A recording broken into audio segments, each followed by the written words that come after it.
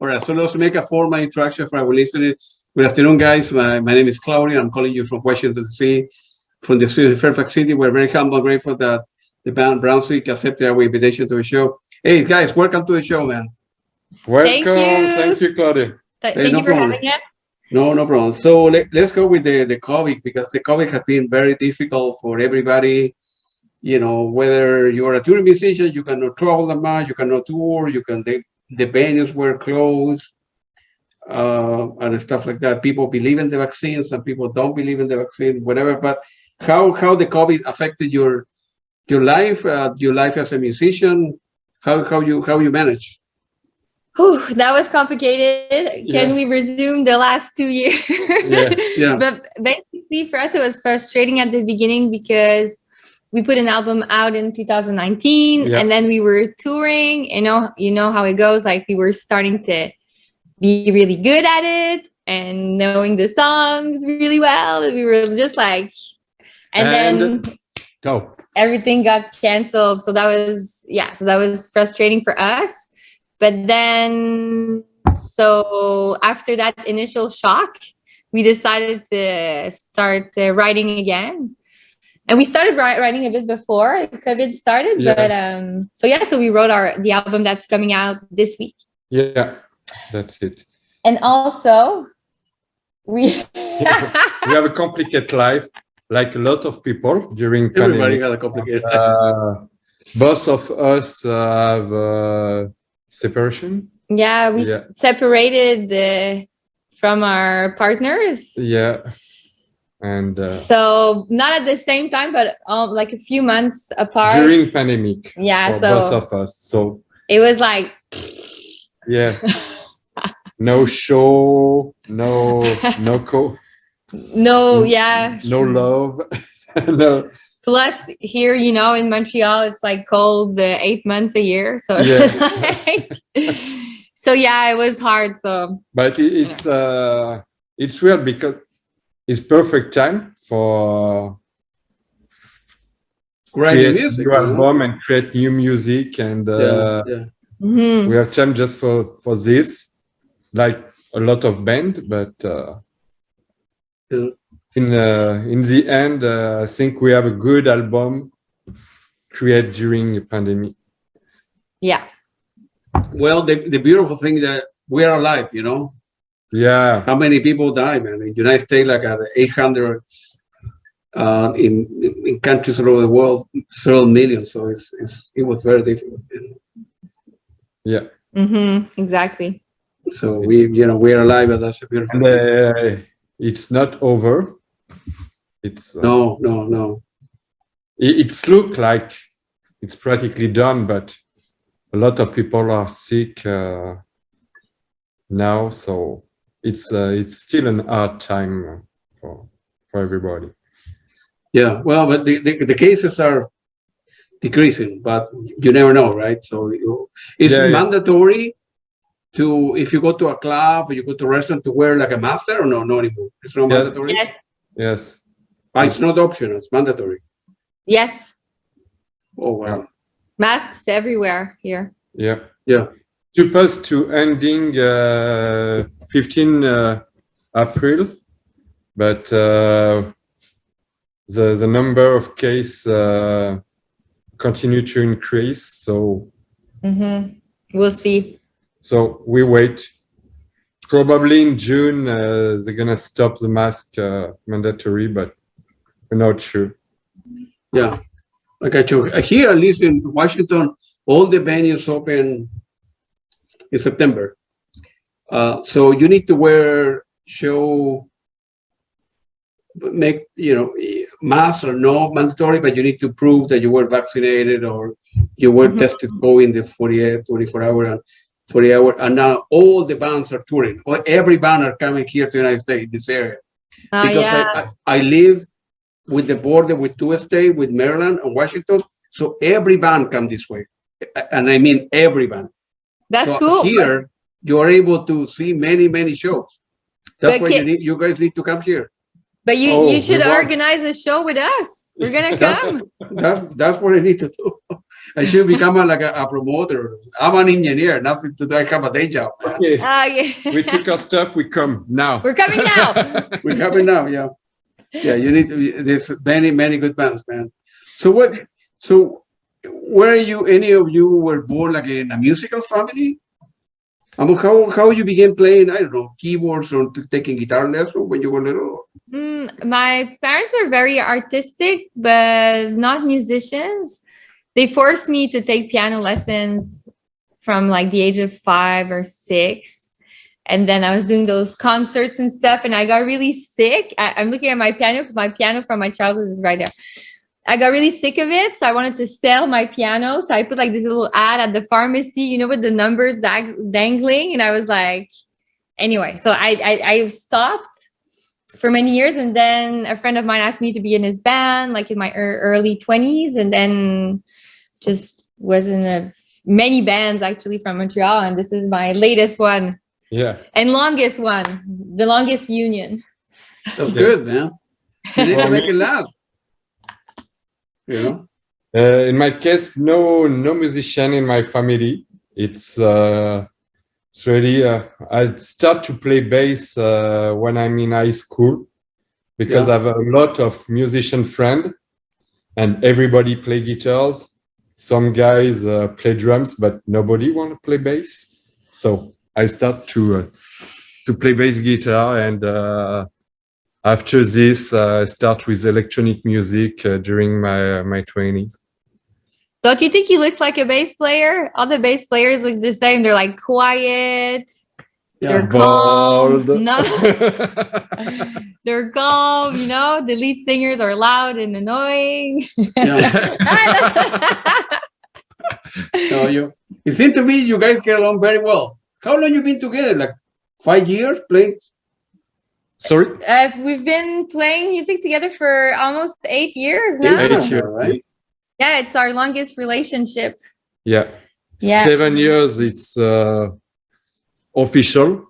Bronswick exists, but 8 years we start to talk and listen music and try some stuff. Yeah, it's a big commitment. Yeah. More My like a marriage, relationship. you know? She's my longest relationship. Gotcha. So what kind of music were you listening when you were like in high school? What was popular there? In Montreal, in high school, there was few phases, right? So there was like, but for me, because of the sector, like the neighborhood where I'm from, we're listening to a lot of like R&B, like pop R&B. There was like a lot of it. And then it's changed to like punk rock. Yeah. And that's what I was listening to for like many, many years. Yeah, I come from France. And in high school, he have the popular song like Eurodance in France. I hate this when I'm young. I listen hip-hop and metal and a little bit of punk rock. Yeah. What about the type of music that you guys play where you listen to, like, I don't know, New Order or Depeche Mode or bands like that, right? Yeah. When I got older, I got into like this new wave phase. And 8 years ago, I was listening to that a lot, I guess. Also a lot of English music. And then in the last, like, for me anyway, but in the last 7 years, I've been listening more like French music, which I was not doing before. Yeah. Oh yeah, it changed a little bit. Yeah. I listen New Order and all this stuff when I'm young because I have 2 older sisters. Yeah. And when I'm really young in the 80s, she listens this all the time. So it's part of my background, but, you know, old background music. I got you. For me, I have a wide range of stuff, man. From Pink Floyd to Depeche Mode, Genesis, Coldplay, Pat Benatar, Blondie, New Order, Depeche Mode, blah, blah, blah. I have a big collection. So every day is different. Some days I want to listen to just pure electronic music, like Tangerine Dreams. And then other stuff, I would listen to Edith Piaf or or the day after you order or craft beer or whatever. It's I especially know I do the same, and it's just because it's easy now. Yeah. With Spotify and everything, you can really have all the music you want. Yeah. And I remember when I'm young, you're more in one style of music. Correct. Yeah. Actually. Yeah, with the web and the internet, it's very easy to you go to Bandcamp. Even if you're poor, right? If you don't have any money, you can go to Bandcamp. You can pay Spotify for $10 a month. Yeah, and you can listen to thousands of bands. Yeah, but Yeah. I like to buy stuff. I mean, I buy vinyl CDs. So for me, touching something is very important. I don't know. I'll send you a record of ours when it comes out. I think it's gonna like the record will come out in maybe a few months. I'll send you one. Yeah. And we'll talk about. I wanna get a hold of the other stuff, also the other two that you have, because they're very, very good. Oh, Okay. I can send you. I have one here. I don't even have a record player. You don't have a record player? No. I have one. Make mistake. But I don't have one. I can send you this one. Yeah, that's for the 2019. That's Yeah. That's Yeah. our first album. Yeah. I was listening to stuff on Spotify yesterday. You need to autograph it though, Okay, Okay. we will.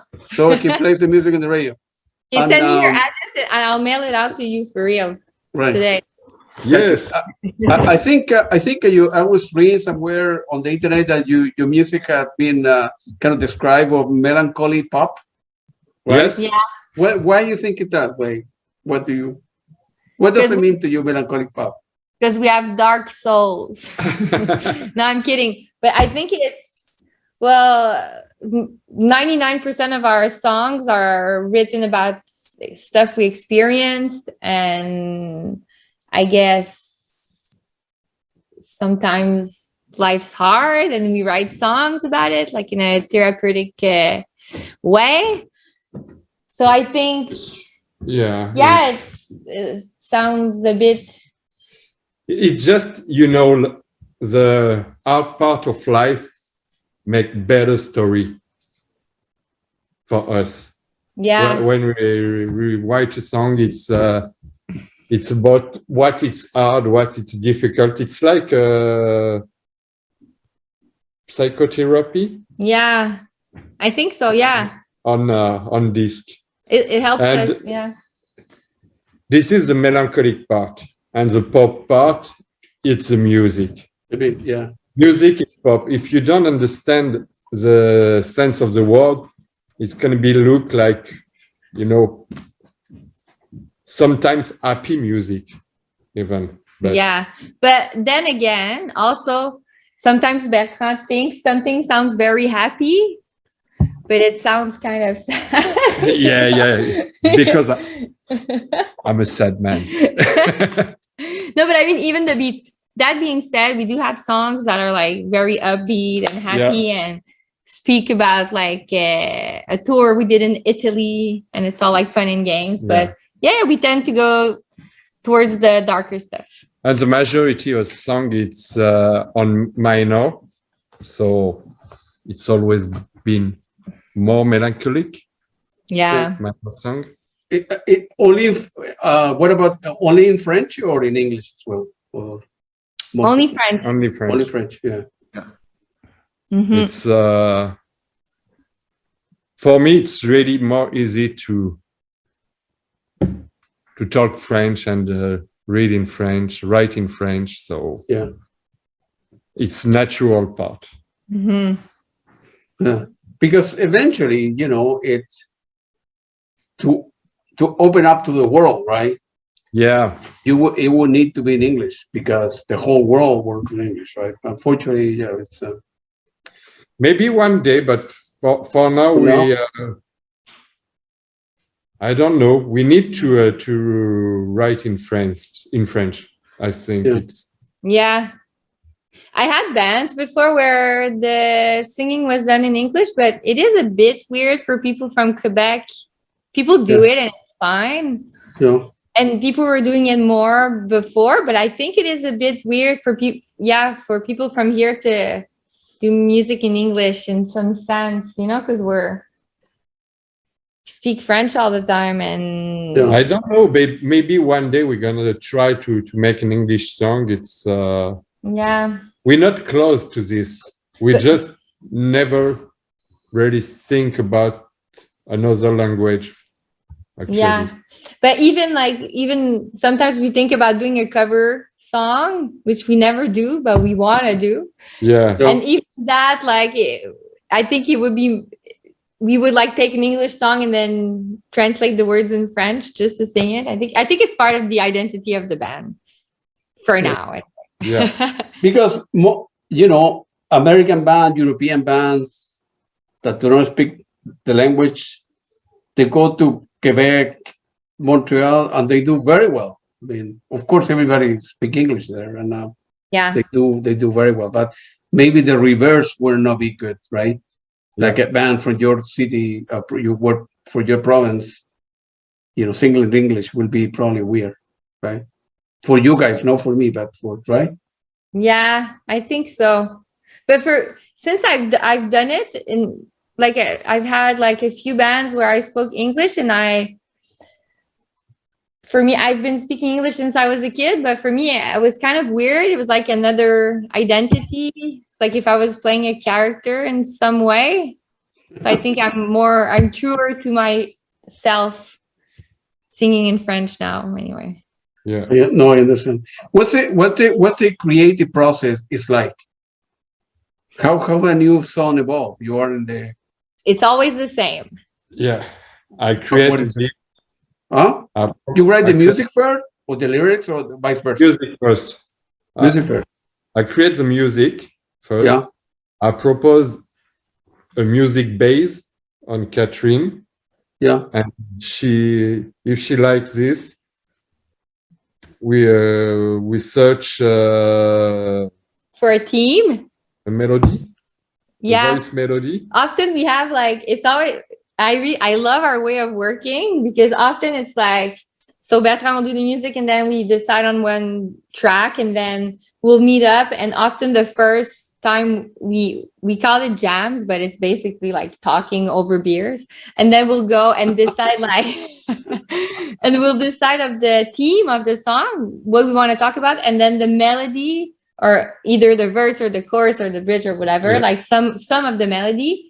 And then we think about it, and then the next week we see each other. Then we start writing lyrics together. We do all the writing together, or most of it. Yeah. So, and then we just go back and forth. And sometimes it takes a week. Sometimes it takes 3 weeks. Sometimes we work on it for a month and we hate it and we throw it away. So.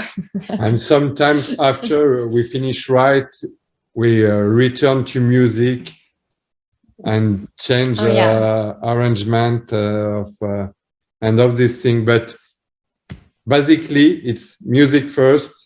After together we write, we sing, and that's it. Yeah. And then you guys have other jobs, or music is the only sort of income? We would like for music to be our only income, but it's not possible. We would be very, very skinny. Yeah. So. No, actually, no. I work I do research for a documentary series. And I'm a woodworker. Really? Sure. Yeah. All right. You need to send me some pictures. I would love to see. Yeah. Okay. It's cool stuff. Yeah. No, I'm an engineer. Nothing to do with computer science. Okay. But music is my passion. I love listening to music and talking to people and discover a new band, and it give me a lot of satisfaction in life. Music has been. Yeah. My dad had growing up had a lot of music, so I began listening to the music that he likes, like jazz, all jazz, when I was a baby, a baby. And when I was 14, I bought my first vinyl, I think, and I discovered rock and roll, and the rest is history. Nice. What's your first record? When I was 14, the first one I bought, I think you might know, it's a French musician who played jazz, jazz and fusion. Jean-Luc Ponty, Ponty. He's very famous. And then I bought a record from an electronic music band, the German band called Tangerine Dream. Yeah. And then I interviewed a lot of people for Tangerine Dream, like 7 or 8. And then I bought, I think, probably Genesis or something like that. So that's my favorite record. That's cool. But then I evolved. I began discovering a lot of bands there. Some friends were giving me vinyls because that was before CDs, right? We were exchanging in cassettes, stuff like that. And now I have a lot of stuff. Now I don't know what to do with music because I buy more than I'm able to consume. So it's I need to eventually quit my job and listen to more music, Oh yeah. And can you listen to music when you work or no? Yeah. So believe it, when I'm at work, I listen to my radios, right?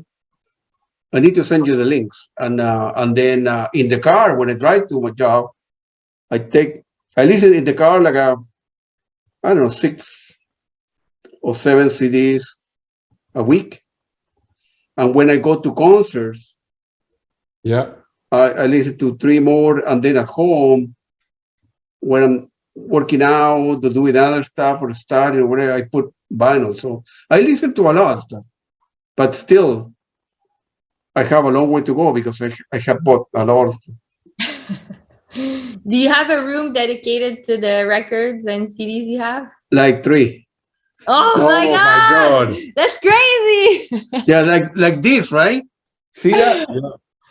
Okay, this is a furniture. It has, I don't know, like 2,000 CDs and a lot of vinyl, but I have 3 more floors upstairs and then closets, music everywhere, man.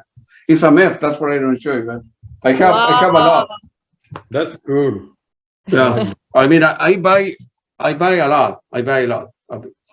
And it's kind of crazy because some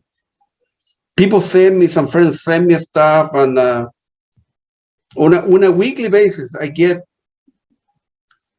I don't know, 20 or 30 or 40 vinyl and CDs. And other musicians from other radio station send me stuff to listen to see if I want to interview them. So it's kind of crazy because I have a full-time job. Right? I have a job and a family and everything. So it's kind of eventually I will need to, I don't know, quit my job or something and do that.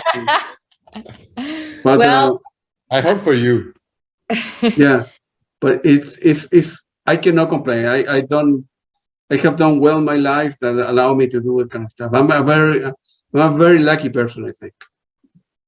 Yeah. Because some people don't have the opportunity to do this, so.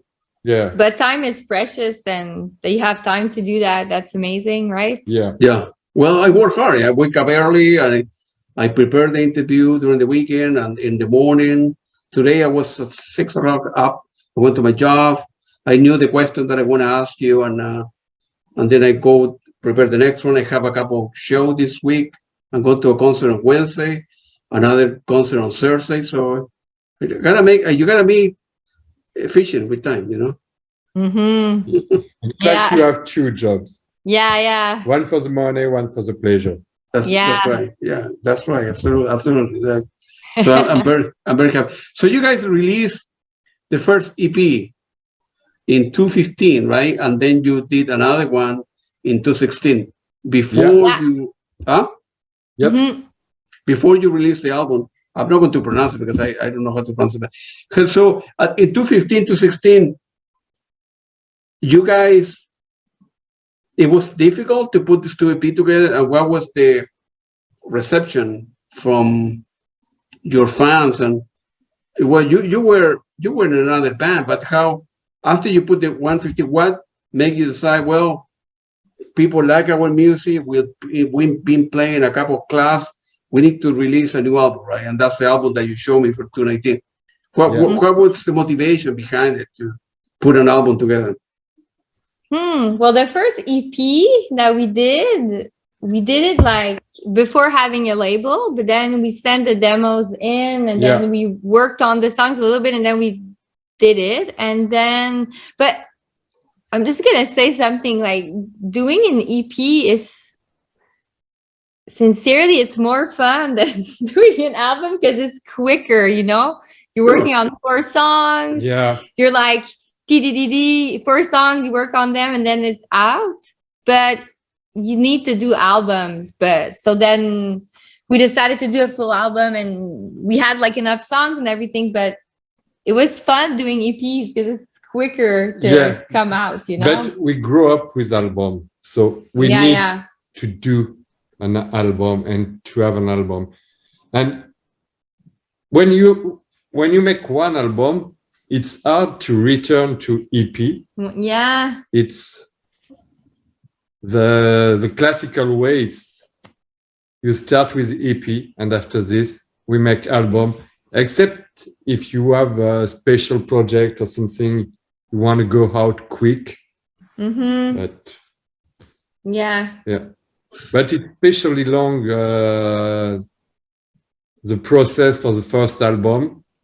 The composition, writing go fast, but all the stuff after this, it's really, really long. So it took 3 years to come out, so it was so long to put the album together. The one for 2019, and it's very simple. It's very expensive. You guys have like a record label, or that would help you out, or you pay? It's the Lisbon Lux. The Bandcamp that you saw. And they help you. So in your case, a record label like your stuff and help you out with the finances to put the record out, thinking that they will recover that investment. That they give you like an advance so to cover the bundle and exactly. So and that's what happened for the second EP, then the first album, then the second album as well. And how did it go in sale for the first album? The one that you just showed me? Millions. No. What do you mean no? What do you mean? Because I know numbers. I'm an engineer, so you know.